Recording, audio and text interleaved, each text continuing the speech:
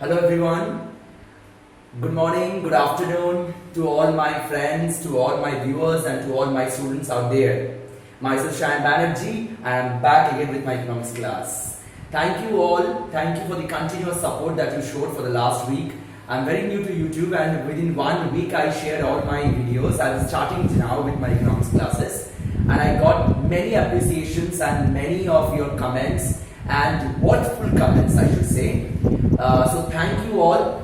Stay connected with my videos and continuously give on this likes as well as different comments on my videos. I would like all my viewers to go on with this appreciation so that it feels good to share all my knowledge to all of you. I guess many of you are sitting there in the houses and you are finding yourself to be sitting idle without any work.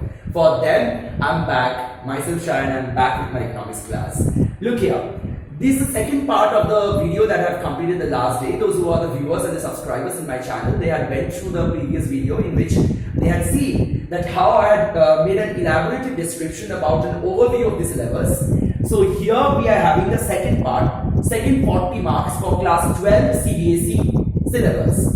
So class 12 economics in Cbse, you have a code 030. And the last day in my previous video, I have already showed you that the entire pen and paper test or the pen and paper writing part consists of 80 marks.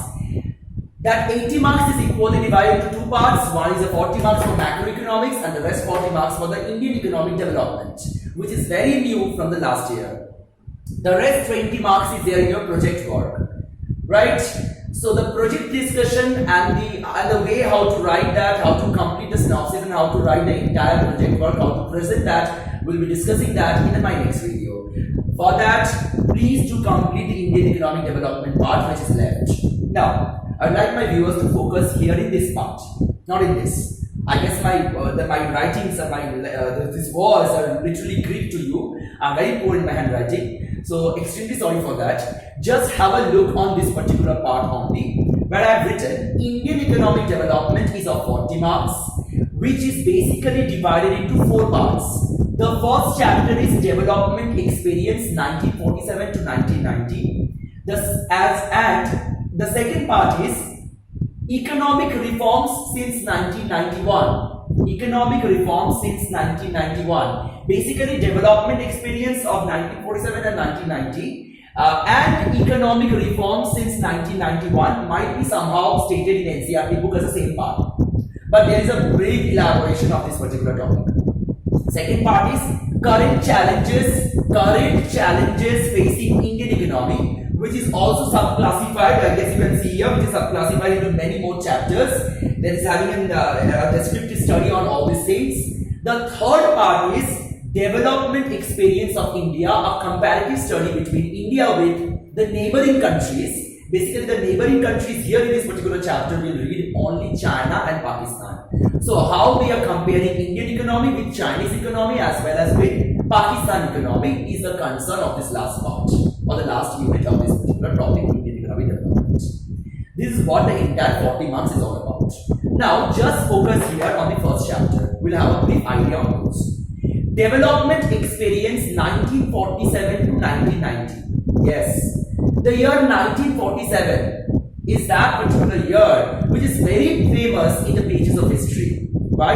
As because in the year 1947 we got the breath of independence. So this particular chapter talks about the pre-independence era and the post-independence era in Indian economy or for the Indian economy. In the pre-independence era, that is before independence, what was the structure of Indian economy? How Indian economy was famous? What were the different type of factors that were responsible behind the development of different resources? Which were the economists like V.K. Rao, Dalabhai Naoroji, different statisticians and economists, those whose contribution we'll read in this particular part? How the white settlers or the British colonial rulers had exploited our Indian economy? Basically, whenever I used to read history in my school days, I was having an idea that as if I was having a dream about the East India Company, because I am in a new generation and it was very much difficult for me to just reconcile in my head and to make all those characters in front of me. So I used to tell all my students that the East India Company or the British rulers or the white settlers had taken an injection in their hand They came here in our Indian economy, they injected that in our country, they took away all the precious and valuable resources and took back that injection back to their own country, ejected that, there they got industrial revolution, making our country a poor economy. This is what we are going to read, the importance of resources, which were the different type of resources that was very famous, which were the different type of trade relations that our country was doing, what was the export and importable goods that our country was doing, how the country was earning foreign trade, what was the condition of Indian agriculture during that time, what was the condition of the secondary sector, there is a industrial sector during that time, how service sector developed during that particular era, and how they are different from that what we are seeing now. So basically this particular chapter talks about the pre-independence era, the glimpses of that particular pre-independence era, and the march to that new independence era. So we will proceed from the pre-independence, then we'll cross the independence and we'll come there directly back to the independence era. So now we are in the post-independence era. In this particular century, the entire Indian economy has changed. Basically, this particular book, Indian Economic Development, is now given to class 12, which was there previously in 11, which I taught in the previous video. There is a reason behind that. The recent situation of Indian economy is hardly known by many of the teenagers. There are many few teenagers and there are many few learners, those who have a very good idea about the Indian economy, what is going on presently. And this Indian economic development is not only about the Indian economic history, it rather talks about the way, the footprints by which you, my fellows, you the listener, you the learners, who are the new generation, who are the nation builder, will be helping yourself to contribute to this Indian economy. You are those nation builder which is actually helping our motherland, or would be helping our motherland to rebuild it in a new way. So this Indian economic development is that particular weapon with which you will get those ideas about your day-to-day life in your country. How or what decision the government should take, what decision you being a responsible citizen should undertake in order to make or in order to rebuild the motherland where welfare should prevail as well as development should also be reached. So this particular chapter goes on with all this discussion. The chapter ends when we visit to this particular year 1990, as because just after that particular year, in the year 1991, there is something that is very famous in the pages of Indian economic history and Indian economic development. The year 1991 starts with the second part, economic reforms of 1991 or economic reforms since 1991. In the year 1991, there was economic reforms that was undertaken during the administration of Narasimha Rao, where our Manmohan Singh was the then finance minister. During his leadership or during his administration of Narasimha Rao, he had undertaken, or our Indian economy was bound to undertake some changes, as because just previously that particular 1991, during the 1947 to 1990, there were many different changes that took place in our country. There was planning commission that was set up in the year 1950. The first 5-year plan that started from the year 1951 emphasized agriculture. The second 5-year plan also came into existence. The third 5-year plan came into existence. It went on. There were few annual break. There were few of the year that was giving a break to this annual entire 5-year plan. And after that, this 5-year plan exceeded. It went year upon year. But our Indian economy was facing several economic crises. The economic crisis was so tremendous that during that time, our finance minister, Dr. Manmohan Singh, as well as the administration, thought to undertake some economic changes. These economic changes is all about economic reform story. Basically, economic reforms comprise of three things: L, P and G. L stands for liberalization, P stands for privatization and G stands for globalization. This is not the liberty that you fellow are getting nowadays in your home. This is actually the liberalization in some different context. Privatization is a very well-known topic for the students, those who have already taken economics in class 10. and across Cbse syllabus. The last part is globalization. Your chapter in class 10 was having a name, globalization only. So globalization is also a very well-known topic for you. So basically this 3 elaborate study of LPG we are going to learn here in this particular chapter, which is a part of the first discussion only. After completing this, we'll proceed to the second chapter. That is the current challenges that are being faced by our Indian economy. These current challenges faced by our Indian economy is a wide discussion. This particular segment, current challenges, the second segment, current challenges, is subdivided into many categories. The first chapter that we are going to read in this particular subheading is poverty. I guess you all know our Indian economy, our each developing as well as underdeveloped countries are facing this common problem or this common situation. That's why we are reading economics, right? So economics talks about management, and you are the managers of our future.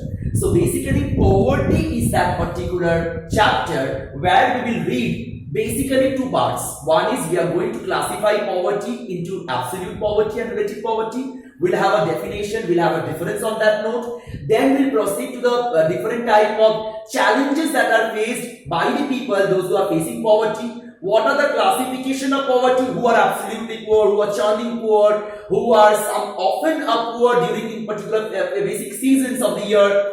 This will proceed on. After that, we'll again go to different other segment under this poverty chapter only. That's the most important segment where we'll read poverty alleviation programs.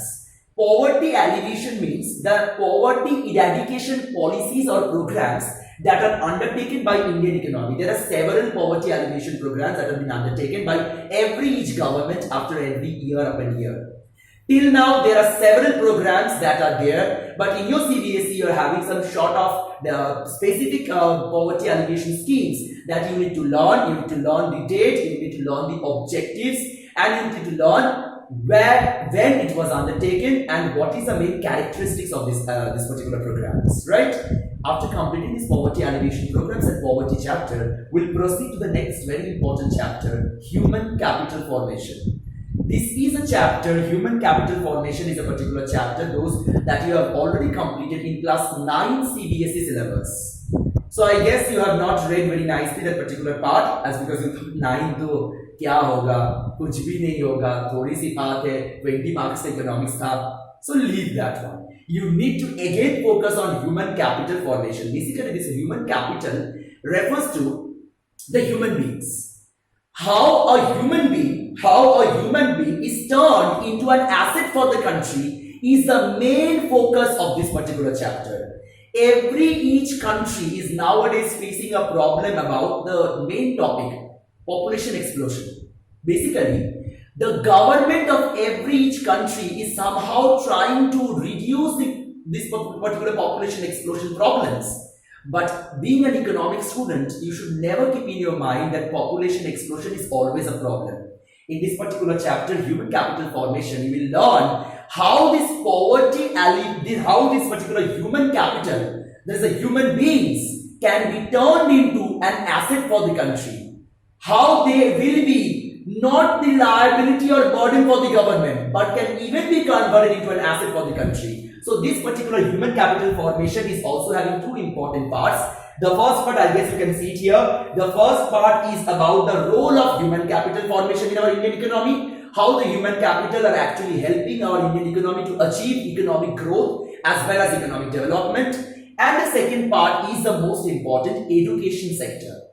Now, education sector are having different classification, right? Primary education, secondary education. There are many other sub-classification under this education sector. In this education sector, we are also going to learn that how much contribution from the entire GDP our government is spending on the education sector. Where are the schools and where are the colleges our government is spending? How many number of universities, how many number of schools, how many number of primary as well as secondary school, how many number of colleges are being set up in our country? How many number of women as well as men? How many number of women as well as men are actually participating in this particular school? How many are dropout every year? Is the dropout level reducing in our country or the dropout is increasing in our country? What facilities our government is spending for this education sector development? how our country's members or how our country's civilians are being getting a chance to get free and compulsory education. This is all about the story of education that we are going to read in the Human Capital Formation chapter. After that, we are dropped down to the third segment, rural development. Whenever we talk about rural development, we talk about village economy. How the village economy is facing or getting different type of facilities by our present government is the main concern of this particular chapter. From the independence era, rural economy was given not an importance. It was given somehow an importance, but they did not get average opportunities. They were those underprivileged segments, those who were boxed into a category that they are a rural economy. But now the economies are not only boxed or not only squared into a particular rural economy only. They are now being considered as a part of our entire economy. Now the rural and urban economy has been there as a one individual single unit. But still, in this particular part, rural development, we are going to be concerned about two things. One is, what are the credit facilities or loan facilities that the rural people are getting? How the different type of rural banks are being made, regional rural banks are being made, where are they made, is there any cooperative societies that are being helping the rural economy, where are the self-help group or SHGs being made, how are they helping the rural poor people, how the landless poor peasants or as well as the farmers are getting the help from the government, are they developing themselves or the development of the rural economy is taking place or not is a main concern of this particular chapter. Right? After completing this part, we are coming out to the next part, employment. Whenever we talk about employment, we do not only talk about employment. Employment always goes hand in hand with another big problem or big issue, that's unemployment. And the unemployment is a main concern of this particular chapter, employment. We'll learn the definition of employment. We will even learn the unemployment problem, giving maximum emphasis on this particular part. We will learn about unemployment's definition. We will even learn the categorization of unemployment. There are many categorizations of unemployment. There is voluntary unemployment, involuntary unemployment, seasonal unemployment, disguised unemployment. There is open unemployment, cyclical unemployment. Several others are there. Frictional unemployment. There are many more. So we'll have an entire discussion when we'll have this particular topic or this particular chapter in a separate video. For the time being, let's proceed to the next. Infrastructure. Yes, infrastructure is a basement of every economy. It's basically a base what an economy always want to create. Infrastructure is the banking, is the roads, is the communication, is the entire service sector that is there helping the both primary as well as the secondary sector to work independently. These are the connecting sectors. Infrastructure is a connecting sector that actually connects each economic agent into one single stream. Infrastructure is nothing but a stream with several economic agents in its garland. So while you make a garland, you take a big string and you make all those flowers into that particular, through that particular needles and make an entire garland. All those flowers are different economic agents and that particular string is what? Infrastructure. So basically, infrastructure is a very important part that every economy is concerned of. Infrastructure part is basically divided here in our Cbse syllabus into two parts. One is energy. What are the different sources of energy? What are the different classification? Conventional, non-conventional, many more are there. Right? What are the examples of them? How they are classified? What are the sources of them? And after that, health. What is the condition of health in our Indian economy? What are the health problems that our Indian economy is facing? What are the health wars that have been made by our country's government? How much amount of total GDP's contribution is coming to the health department? Are the health department actually eradicating all the health issues or not? This is the main concern of our chapter, infrastructure. After that, we are dropping down to the next part. Sustainable economic development. Yes, this sustainable topic always goes with geography. The students, those who have taken humanities and have taken geography, for them, the sustainable topic is a very known topic. Even the students of 9 and 10 also know the word sustainable. Sustainable means a particular way in which you are utilizing your present resources in a manner so that the future generation does not get affected. So I will be utilizing my pen in such a manner so that I can utilize this pen tomorrow also while I'm showing the next video, right? This is known as a sustainable way of using a resource. So sustainable development is basically a part which is very important in our present economy. Nowadays, because I guess you all know, economics is having a catchy line, a tagline. Yes, quote unquote, we often make it under an inverted comma and say, being an economic students, that human wants are unlimited. And we often say, wants are unlimited, but the resources are limited. So, human wants are always unlimited. Whenever one want is fulfilled, another suddenly crops up. Right? Human beings have several number of wants. But on the other hand, the resources that are there present in each country, each economy is what? Limited. There is a restriction on that. So I cannot utilize all the resources now and can achieve development. It's foolishness to do that. As because if you become development, you need to sustain that development for a long while. And to make a sustained economic development, you have to utilize the resource in a very proper manner. This is what this last part is concerned. Right? So this is the entire sub-classification under the current challenges facing Indian economy. We'll proceed to the last segment of our entire Indian economic development. This is a big chapter in which comprises of much marks.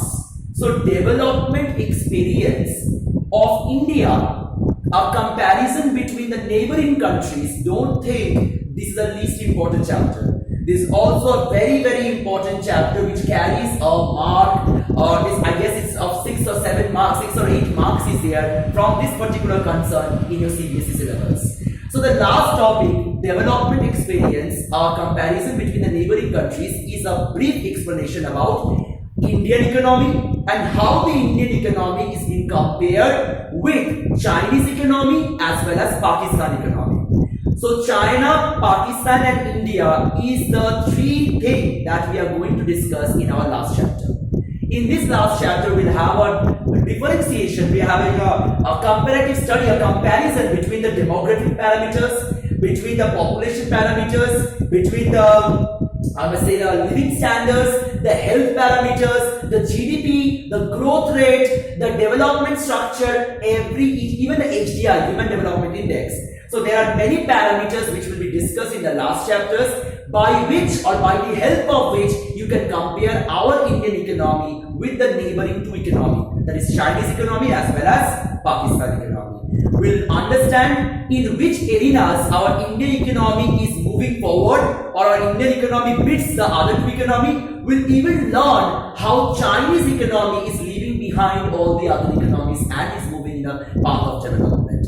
And we'll even learn what are the strategies that our Indian economy should undertake in this particular time period to make the country not a developing country, rather our whole dream to be a developed country. So we'll proceed individually to every chapter. Just wait for the next video to come. Till then, stay connected, stay well, be safe and love economics. Thank you.